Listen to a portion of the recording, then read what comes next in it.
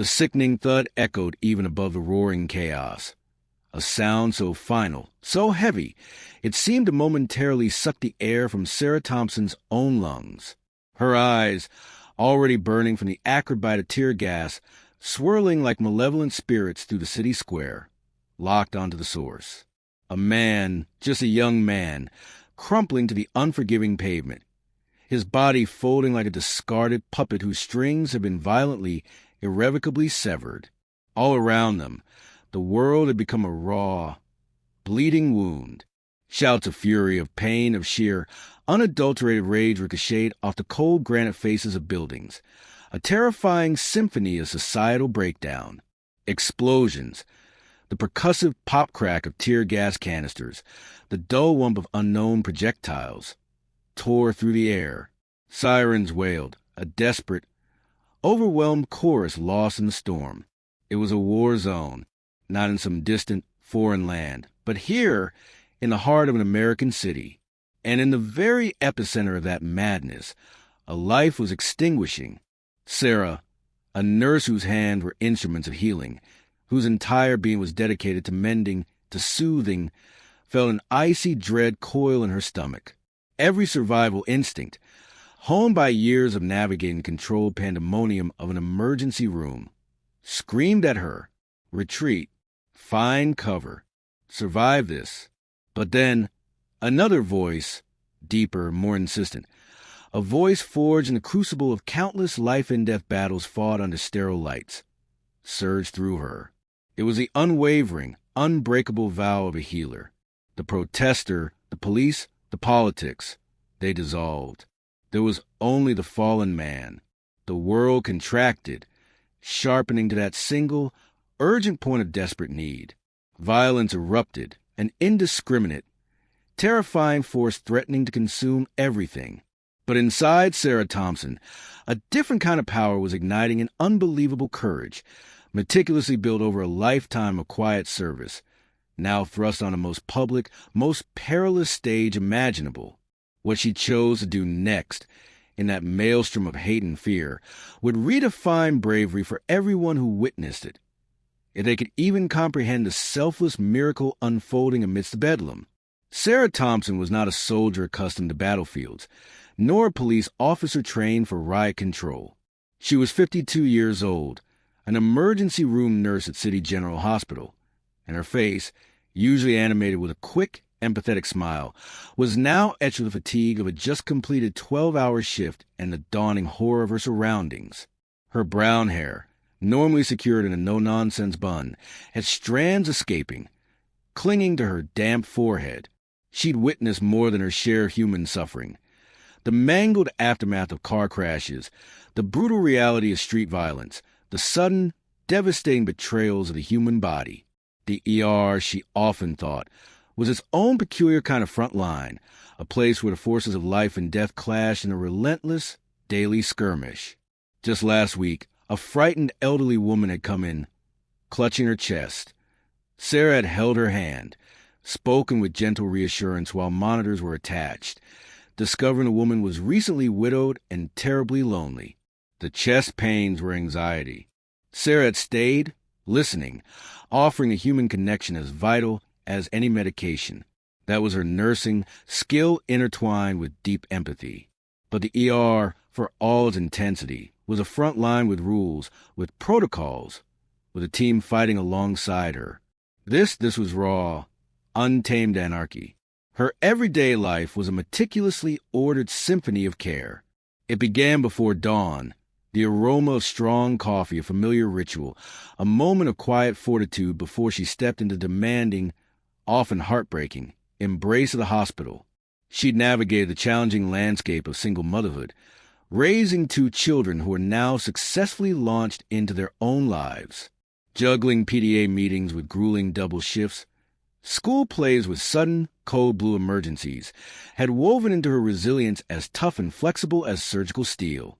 She'd mastered the art of compartmentalization, the ability to push through crushing exhaustion, to tap into reserves of strength she hadn't known she possessed. These weren't skills learned from a textbook. They were etched into her spirit by the relentless demands of love, responsibility, and an unshakable sense of duty. She remembered one particularly brutal winter, flu epidemic hitting hard, her youngest with fever, a critical patient coding, bills on the counter. She just coped. One breath, one task, one patient at a time, drawing on an inner wellspring of calm. That was her way. Beneath the surface of her capable exterior, she carried a quiet, persistent sorrow. Years ago, a 6-year-old boy named Daniel, his small body shattered by a drunk driver, had been rushed into her ER. Sarah and the team had fought for him with a desperate, ferocious intensity, every ounce of their skill and energy poured into that small, failing life. But his injuries had been too catastrophic. She could still feel the ghost of his small, cooling hand in hers, the devastating weight of his parents' guttural sobs echoing in a hidden chamber of her heart. That memory wasn't a source of debilitating guilt, but a solemn, ever-present reminder of life's profound fragility, and it continually reinforced her silent vow to fight for every single breath, every single heartbeat that came under her care. It was this deeply personal burden, this profound respect for the sanctity of each individual life, that unknowingly fueled the steel in her spine, the unwavering resolve in her gaze. Sarah wasn't overtly political. The ideological battles that seemed to fracture society often struck her as noise, a dangerous distraction from the fundamental human need for compassion, for care, for simple understanding. In her world, labels were irrelevant. Protestor, police officer, CEO, homeless person. If they were bleeding, if their heart faltered, if they couldn't breathe, they were her patient. Her allegiance was to humanity, unadorned and unequivocal. This was the quiet bedrock of her American spirit. Not flag-waving pronouncements, but steadfast, unglamorous service to others, a belief in the inherent worth of every individual, a commitment to mending what was broken. That particular afternoon, the end of her shift couldn't have come soon enough. Her feet throbbed, a dull ache resonated in her shoulders, and thought of a long, hot shower in the solace of her small, tidy apartment was a siren song. A quick stop for groceries, a call to her daughter, then blessed oblivion in her comfortable bed. That was the extent of her ambitions. The news had been buzzing for days about planned demonstrations downtown, a low simmer of civic unrest that threatened to boil over. A familiar knot of professional unease had tightened in her stomach. She'd seen the grim harvest reaped when past protests had soured, when anger had spilled into violence. Just steer clear, she advised herself that morning, carefully plotting a route home that should have bypassed the designated protest zones entirely. But the city, it seemed, had its own agenda. The demonstration, far larger and more volatile than anyone had predicted, had metastasized, its angry tendrils spreading out from the cordoned-off areas, choking off streets, snarling traffic into an immobile, honking, frustrated mess. Sarah found her familiar route home blocked, forcing her onto detours that, inch by frustrating inch, nudged her small sedan closer to the very epicenter of the disturbance she so desperately wanted to avoid. The distant rhythmic roar of crowd intensified, mutating from organized chanting into something harsher, more guttural. Shouts that were no longer slogans, but raw, jagged expressions of fury. Reluctantly, she parked her car several blocks away from her intended grocery store, deciding that a short walk down a side street would be quicker and safer than navigating the increasingly congested main thoroughfares. But the air itself felt different here, charged and electric with a palpable tension that prickled her skin like static. Groups of people hurried past, their faces a strange mixture of excitement, apprehension, and outright anger. The police presence was formidable, lines of officers in full riot gear standing like dark sentinels, their expressions unreadable behind gas masks and visors. It felt, unervingly, like stepping on a set of a disaster movie, except the fear radiating from the crowd, the tension in the officers' stances, was undeniably, chillingly real. The metallic tang of adrenaline was almost a taste in the air. Then the shift, a sudden, violent surge in the heart of the crowd, a roar that was no longer human speech, but primal, collective bellow of rage. The distinct, ominous thump hiss of a tear gas canister being launched, followed by another and another, Screams erupted, not of protest, but of pain and fear. The sound of running feet, no longer marching in unison, but scattering in panicked disarray. Sarah's heart hammered against her ribs with sudden force. This was it, the tipping point, the moment a demonstration devolved into a riot. Her ER training, deeply ingrained, flared to life, assess the scene, identify threats, ensure personal safety. She needed to get out, to retreat from the escalating chaos, to find a path back to sanity. She turned, ready to melt back into the relative anonymity of the side streets, to put as much distance as possible between herself and the unfolding bedlam. And that's when she saw him. Across the street, at the turbulent edge of the now surging mass of people, a young man, no older than her own son, dressed in a simple T-shirt and jeans, stumbled. He clutched his head, staggered a few steps as if struck by an invisible fist, his movements suddenly uncoordinated, puppet-like. For one horrifying, suspended moment, he seemed to hang there alone, fragile figure silhouetted against the churning chaos, disconnected from the raging tide around him. Then he collapsed. He didn't just fall. He crumpled, his body hitting the hard pavement with that sickening, final-sounding thud that had cut through the noise. The crowd swirled around his still form for a fleeting second, an oblivious eddy in the torrent, before the main current of panic movement swept past, leaving him terrifyingly exposed, utterly vulnerable, frighteningly alone. Police sirens, already loud, grew sharper, closer. The air was beginning to shimmer and haze with the insidious spread of gas. This was the precipice, the moment where abstract notions of courage were stripped away, leaving only the raw, urgent demand for action. Sarah froze, but only for the space of a single, ragged heartbeat. The deafening noise, the tangible fear radiating from the crowd, the sheer, overwhelming danger, it all pressing on her, a suffocating blanket. Her rational mind, the part of her that had just wanted to buy groceries and go home, screamed, "Run! Get to safety. You're one person, a nurse, not a soldier. You can't fix this." But her eyes, her healer's eyes, were locked on that fallen figure. She didn't see a protester, a political statement, a side in a conflict. She saw a human being bleeding, unmoving, potentially dying on the cold, indifferent ground. His stillness was a terrifying counterpoint to the swirling chaos around him, the years of intensive training, the countless life-or-death emergencies she'd navigated, the deeply ingrained muscle memory of immediate, decisive response. It all surged to the forefront, a powerful, instinctive countercurrent against the tide of self-preservation. Every fiber of her being screamed danger, but a louder, more profound voice, the voice of her oath, the very essence of her soul, compelled her forward. It was a faint, haunting echo of little Daniel's hand in hers, the silent, solemn promise she'd made to herself, to him, to always fight, always try, always value the sanctity of life above all else. That promise was not just words. It was woven into the very fabric of her being.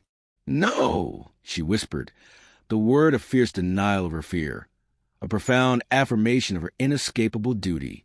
It wasn't a choice, not really. It was a calling, with a sudden, resolute movement that belied the terror knotting her stomach. Sarah Thompson, 52-year-old emergency room nurse, single mother, a woman who moments before it craved nothing more than the peace of her own home, plunged directly into the heart of the raging chaos. She didn't charge him blindly. Years in the ER had taught her to move with focused purpose, even when surrounded by pandemonium. Her gaze, sharp and assessing, darted around, cataloging immediate threats, flying projectiles, pockets of aggressive individuals, the inexorable advance of the police line. The path to the fallen man was a gauntlet. The air was rapidly thickening with tear gas, each breath a searing torment, her eyes streaming, blurring her vision. The cacophony was disorienting. Shouts, screams, the dull thud of objects hitting shields, the shattering of glass, a wall of terrifying sound that pressed in from all sides. "Let me through," she yelled, her voice surprisingly strong. imbued with an authority that momentarily cut through a lull in the surrounding din. "I'm a nurse. Someone's down. He's hurt." A few faces, contorted by anger or fear, turned towards her. Some registered fleeting concern, others outright suspicion, before being swept back into the volatile current of the crowd. She pushed past a young woman sobbing hysterically, her face buried in her hands, sidestepped a man gesticulating wildly at the police, and carefully navigated around a discarded, trampled protest sign. Each step forward was a hard-won victory against the primal urge to turn and flee, to save herself. The smell of smoke, sweat, and something else, something like burning rubber, assaulted her nostrils, adding to the sensory overload. Reaching the fallen man felt like crossing a desolate, war-torn no-man's land. He lay frighteningly still, face down on the grimy pavement. The small area immediately around him was, for a precarious moment, eerily clear, a tiny, fragile island in a sea of roiling turmoil. From one direction, the riot police advanced, a methodical, implacable wall of shields and batons. From the other, the agitated core of the protest surged and receded like a dangerous, unpredictable tide. Sarah dropped to her knees beside him, the impact of the hard concrete jarring her already aching bones. Her grocery bag, containing the mundane ingredients for a solitary dinner, fell from her grasp, its contents, an apple, a small carton of milk, a loaf of bread, spilling unnoticed onto the street, a stark symbol of her abandoned normal life. "Sir? Sir, can you hear me?" she called out, her voice firm, professional, betraying none of the adrenaline that was now a wild drumbeat in her veins. No response, not a flicker. Gently, with practiced expertise, she rolled him onto his back. His face was ashen, utterly slack, his lips tinged with blue. A dark trickle of blood oozed from a jagged cut on his temple, matting his dark hair. His eyes were closed, unseeing.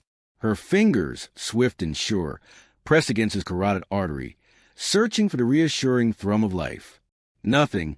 A cold knot tightened in her chest. She tilted his head back, deftly checking his airway. Clear. Still no breath. No rise and fall of his chest. No pulse. "He's not breathing," she muttered. The diagnosis stark, brutal, immediate. Cardiac arrest. In the middle of a riot. Her mind raced, cataloging the impossibilities, then dismissing them. There was only one path forward. Without a nanosecond of hesitation, Sarah placed the heel of one hand on the center of his chest, her other hand layering on top, fingers interlacing. She locked her elbows, positioned her shoulders directly over her hands, drawing on a posture drilled into her through countless CPR certifications, and began chest compressions. 1, 2, 3, 4, the familiar, urgent rhythm, performed countless times on uncomplaining plastic mannequins in brightly lit training rooms, now executed under the most extreme, life-threatening duress imaginable. Each compression sent a jolt through her own tired body. The world around her continued its descent into madness. A rock, thrown with vicious force, clattered against a nearby lamppost with a clang that made her flinch. The sting of tear gas intensified, a relentless, burning torment in her eyes, her nose, her lungs. She could hear the rhythmic thud of police batons on shields, a chilling counterpoint to her compressions, the roar of the crowd swelling into a more menacing, desperate crescendo. Someone, unseen in the swirling chaos, screamed something unintelligible, laced with hostility, in her direction. She registered it, filed away as background noise, and pushed on. Her focus narrowed with laser intensity to the man beneath her hands, to the desperate, rhythmic battle to coax his heart back into service.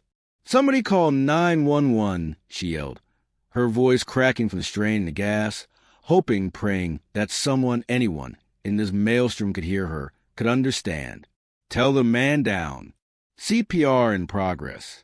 Downtown square."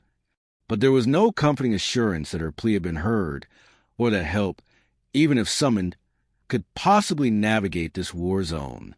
paramedics would struggle to reach the specific, volatile spot.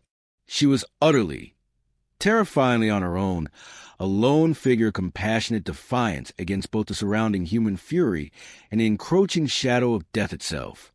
Kneeling on the broken, debris-strewn pavement, her hands a fragile, desperate bridge between life and oblivion. The courage it took to simply be there, to initiate that act of healing in the very heart of such indiscriminate violence, was monumental. Others might have seen only opposing sides, only intractable conflict. Sarah Thompson saw only a human life guttering out, and she could not let it be extinguished.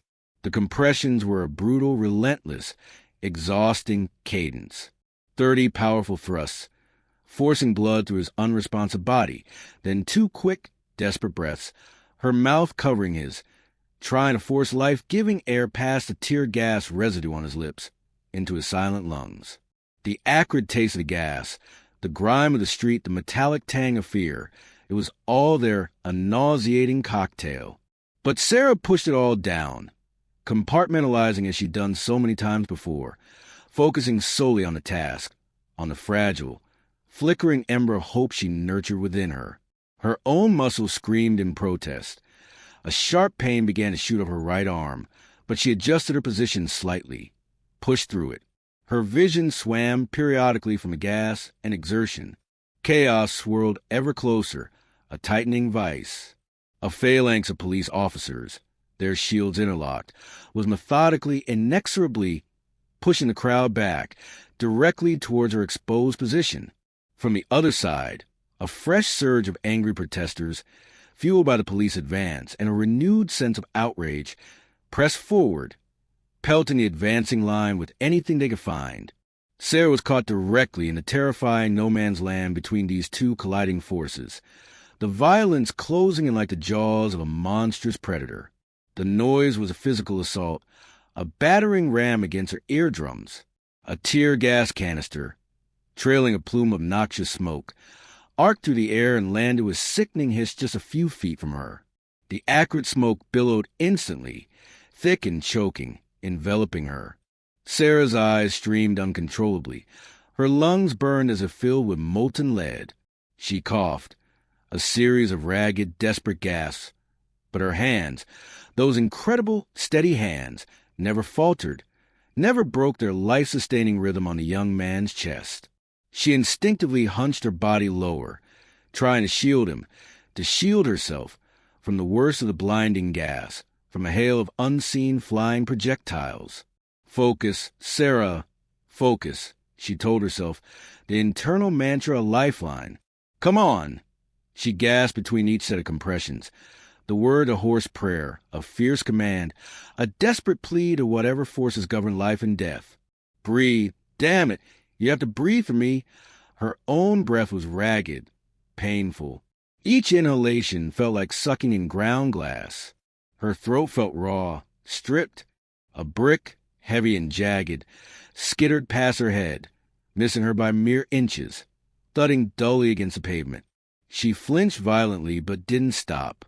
The ground beneath her knees vibrated with the impact of hundreds of running feet, with the concussive thuds of unknown objects landing nearby, some metallic, some dull and heavy. Fear, cold and sharp as a shard of ice, tried to penetrate the armor of her concentration, but the years of ER training, the deeply ingrained discipline of saving lives under pressure, formed an almost impenetrable shield around her will. She was operating on pure, unadulterated adrenaline and a profound, almost spiritual sense of purpose. This was her fight. This was his only chance. Yet, a small, terrified part of her wondered if this was how she would die, a thought she batted away with the fierceness of a mother protecting her child. The man beneath her remained terrifyingly lifeless. Doubt, a corrosive, insidious acid, began to eat at the frayed edges of her resolve. Was this futile? Was she truly risking her own life, her own safety, for nothing?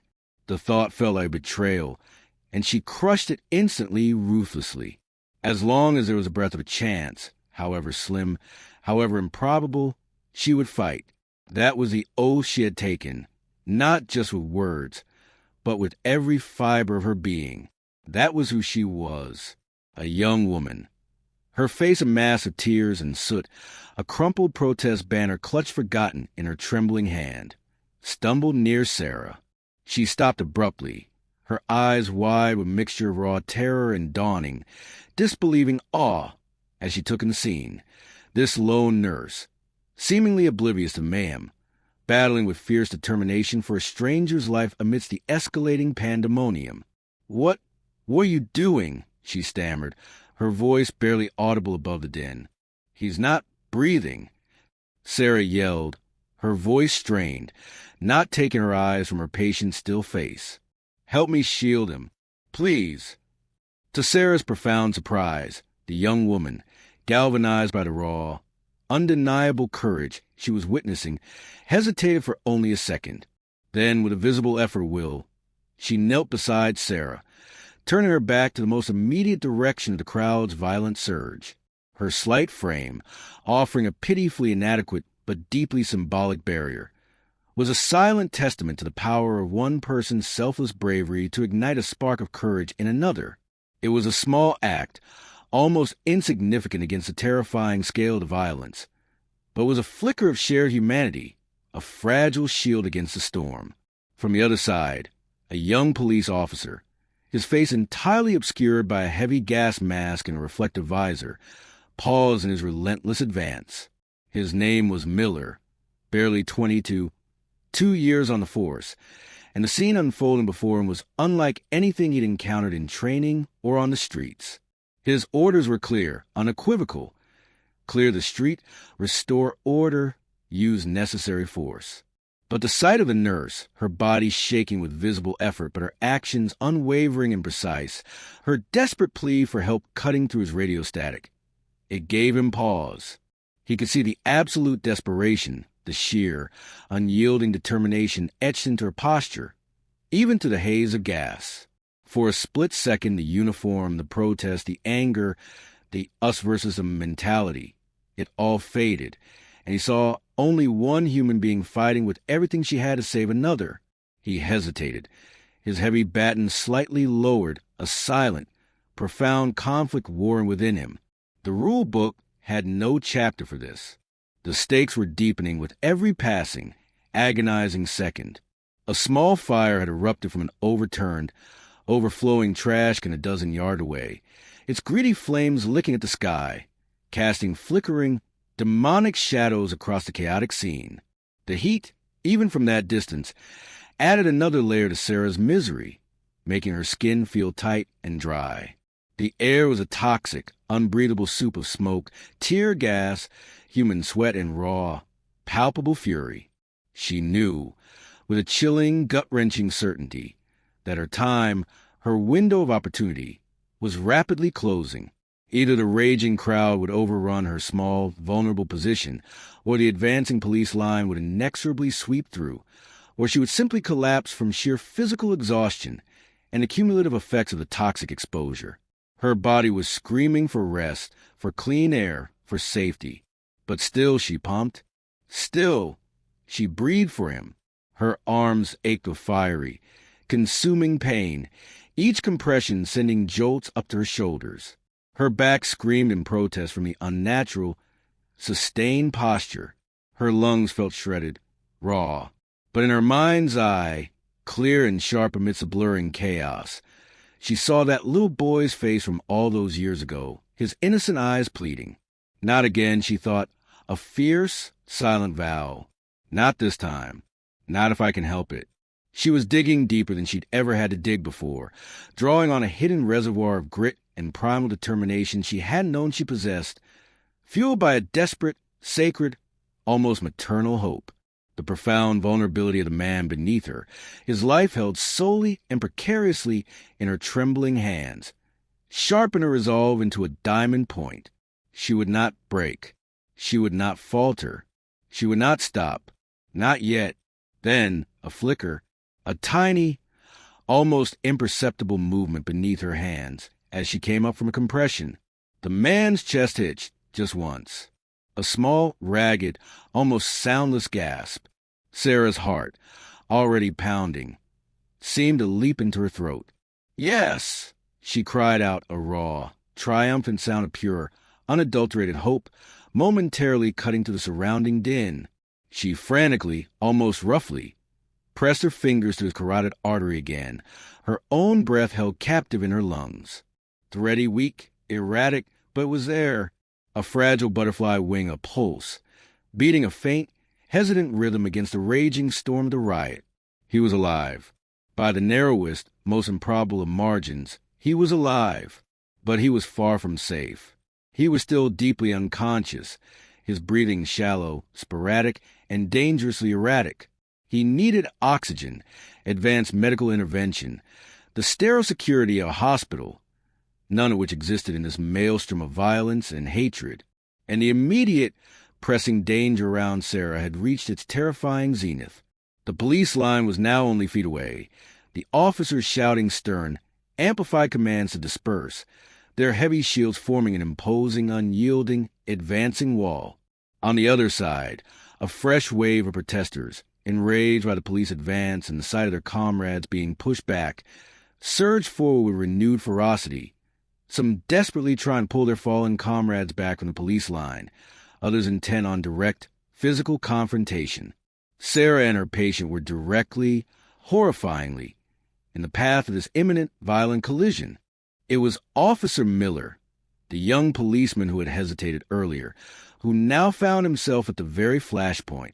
His heart was a frantic drum against his ribs, the adrenaline of the riot now hopelessly entangled with profound, unexpected surge of empathy and awe. He saw the nurse look up, her face a devastating mask of grime, sweat, and tear gas residue, but with an undeniable blaze of exhausted triumph in her eyes. He saw the faint, almost imperceptible movement of the man on the ground. His training, his orders, his very conditioning screamed at him to clear the area, to remove the obstruction, to reestablish control. His nascent humanity, awakened by an act of selfless courage he could barely comprehend, screamed something entirely different. In that critical, chaotic, split-second moment, Officer Miller made a choice. It was a small act of personal defiance, a significant deviation from strict protocol that could, he knew, have serious repercussions for his career. But the image of that nurse, fighting so desperately, was seared into his mind. He raised his hand, not in aggression, not with his baton, but in a clear, urgent signal to his immediate colleagues on the line.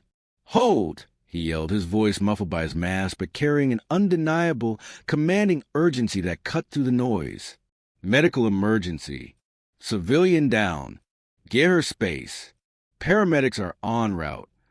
Two other officers, startled by the sudden, unorthodox command, looked from him to Sarah, then back to Miller, their movements momentarily frozen.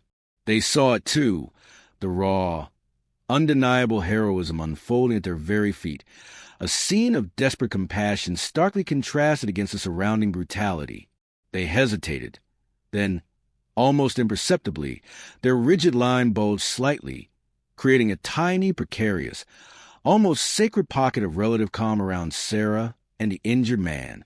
It wasn't much, just a few precious feet of breathing room, just a few invaluable seconds of reprieve, but in that maelstrom, it was an ocean of safety.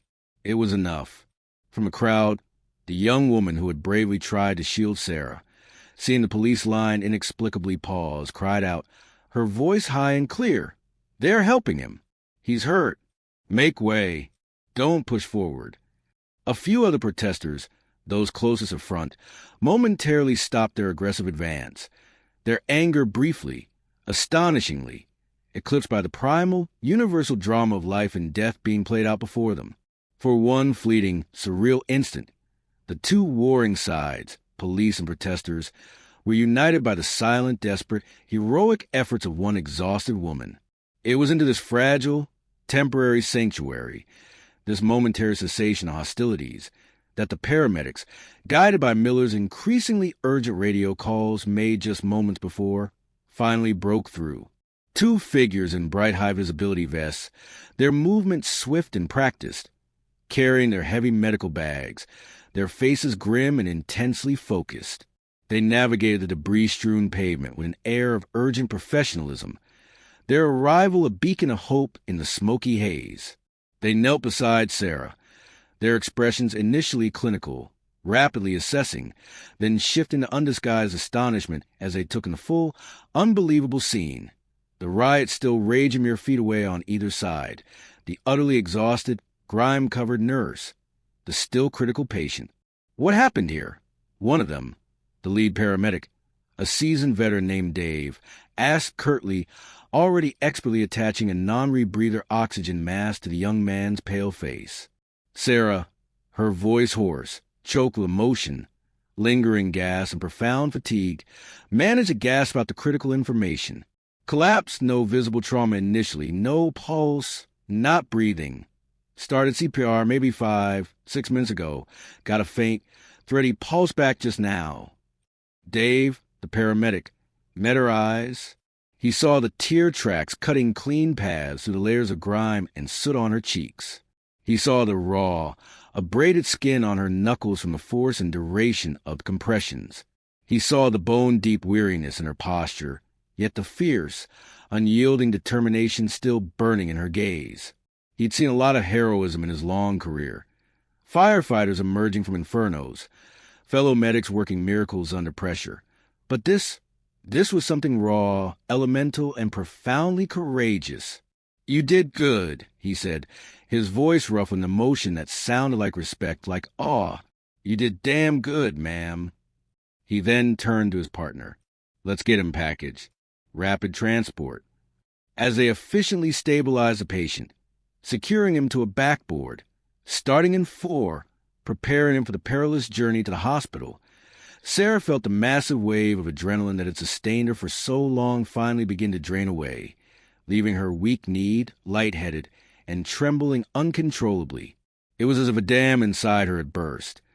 The fear she'd held at bay, the exhaustion she'd ignored, the sheer emotional weight of the last 10 minutes, all came crashing down. Her vision blurred again, this time not just from gas. The sound of the riot, which had been a relentless, undifferentiated roar, began to separate into distinct, individual shouts, thuds, and sirens again, but they seemed more distant now, as if a thick veil had been partially drawn between her and the ongoing chaos. She swayed, and Officer Miller, anticipated her collapse, gently steadied her arm. The paramedics lifted the gurney. As they did, Dave paused for a moment and looked directly at Sarah, his gaze unwavering. "You saved his life," he said, his voice carrying clearly over the receding din. "In all this, you saved his life. There's no doubt about it." A wave of profound, overwhelming relief, so potent it was almost physically painful, washed over Sarah. Tears, no longer just in a sting of tear gas, but from a deep well of pent-up emotion, welled in her eyes and spilled freely down her dirty cheeks. She nodded, unable to form words, a massive lump constricting her throat. She had done all she could. He had a chance. The simple finality of that, the transfer of care, allowed the enormous weight to finally settle. The ambulance, its lights strobing urgently, its siren now cutting a determined path through the lingering pockets of chaos, pulled away, carried with it the fragile hope of survival. Sarah watched it go, a solitary, swaying figure left in its turbulent wake. Officer Miller, his face now visible after removing his gas mask, approached her cautiously. His young features were etched with a mixture of lingering stress, professional concern, and something akin to profound reverence. "Are you all right, ma'am?" he asked, his voice unexpectedly gentle, almost hesitant. Sarah could only nod again, trying to draw a steady breath, the tremors now shaking her entire body. He offered her a bottle of water from his utility belt, which she accepted with a grateful, trembling hand, the cool plastic a small, solid comfort. The young protester who had tried to help her, who had stood her ground, was still nearby.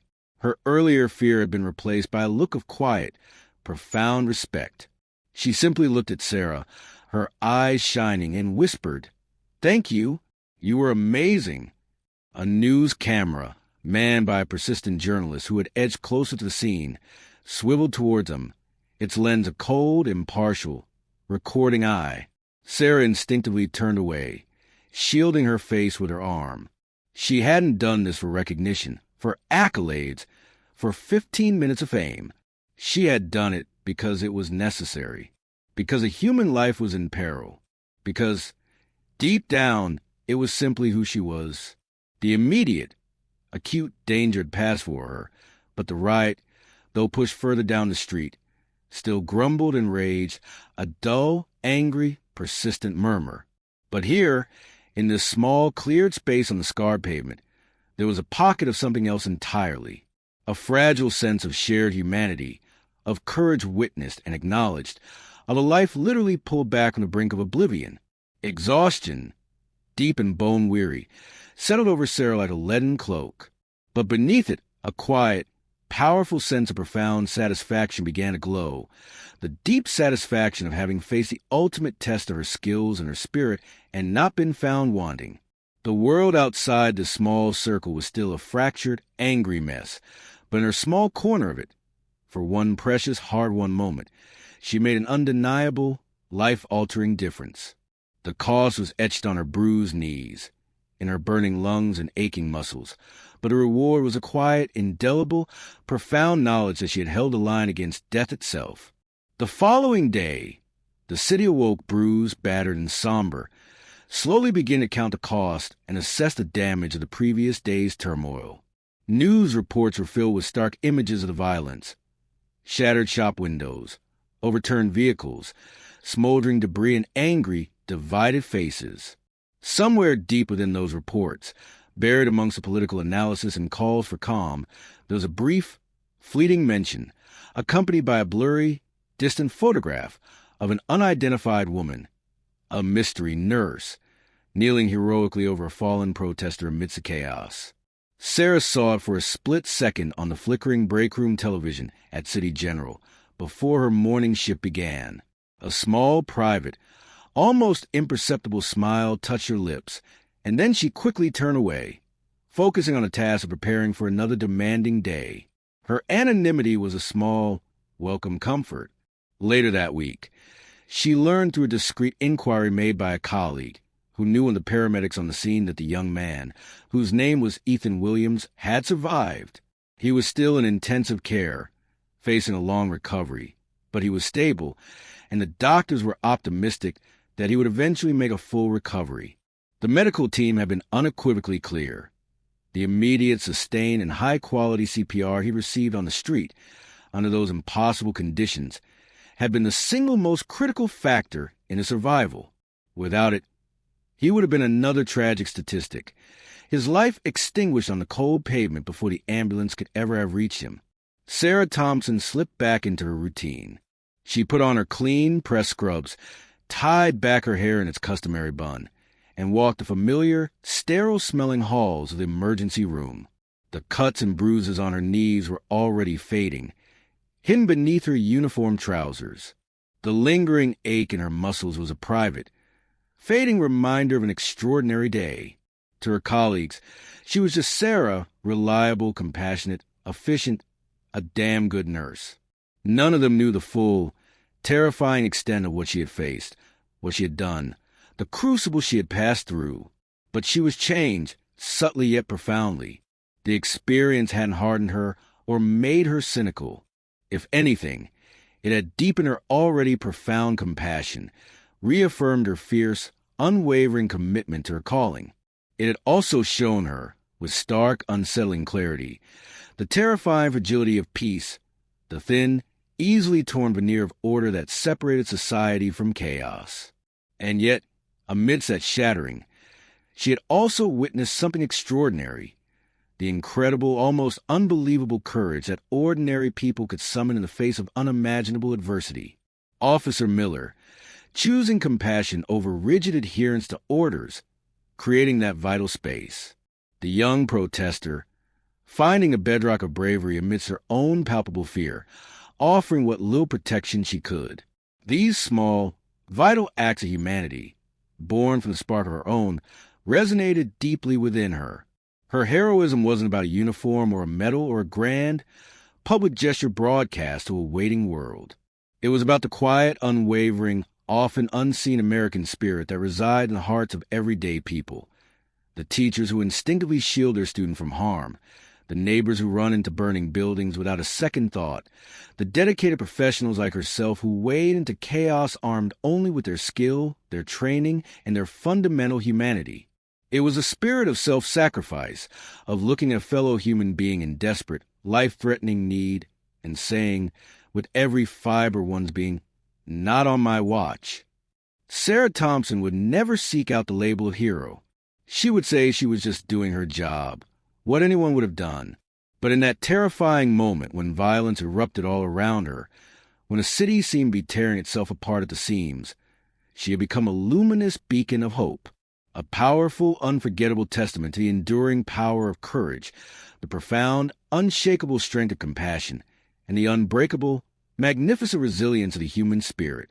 She had shown the world, and perhaps more importantly herself, that even in the darkest, most chaotic of times, one person, guided by duty, by empathy, and by an unwavering belief in the sanctity of every single life, could indeed turn the tide, could indeed make all the difference, and that, perhaps, is the truest, most inspiring form of American heroism there is.